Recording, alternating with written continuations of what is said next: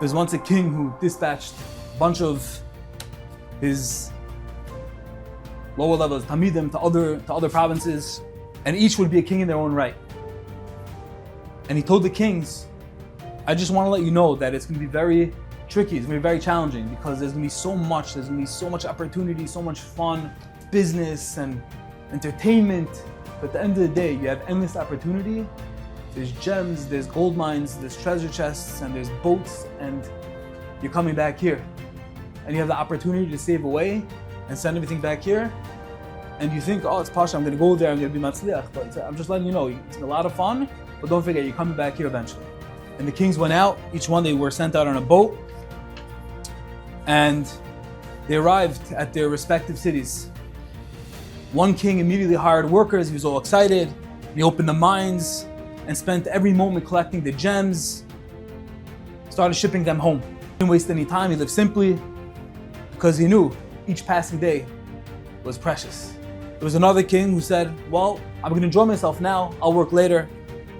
And he entertained himself with all of the entertainment and the shows and the music, and he wasted tons of time, and he said, later.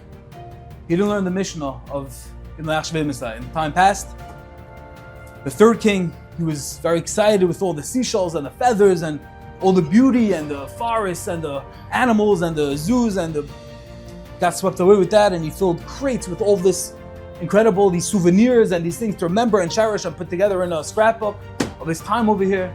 And then there was a fourth king, the wise king, and he looked around and he said, I wasn't sent here for play, but for purpose. And this is my chance, he realized, for eternity, for my future, for the rest of my life.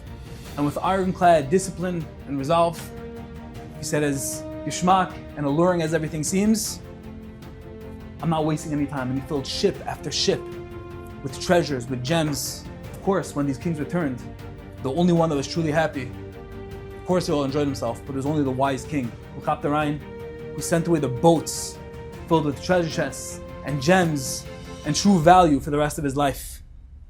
And the Nimshal, as we go through the parsha before we start Shabbos Lichus, really getting into it, getting closer and closer to Rosh Hashanah, the Yesod is that we're all here, we're all on a journey, we're all here through this temporary world. And we have to think, Achris Davar Toiva Achris Davar Meishisai, the end is going to be determined by the beginning, with thought, with forecasting, whatever is going to be. It's with a plan, with a strategy, and remind ourselves, the first question we're going to be asked is our commitment, our connection to the Torah. The way to do it, the way to get there is darga, step by step. Don't overdo it. Take something small, divide that, the Bible must say, take that and divide it. Take something real, attainable, something that we really can hold to, and that should carry us through. And Be'ez Hashem, we should be akin to the king, not who wasted his time with all the trivialities and all the stupidity and all the shows and the feathers and the news and whatever it is that we're discussing and that's important in this world. But emes dik gezachen, from shal nitzchi, Torah, mitzvahs, meisim tovim,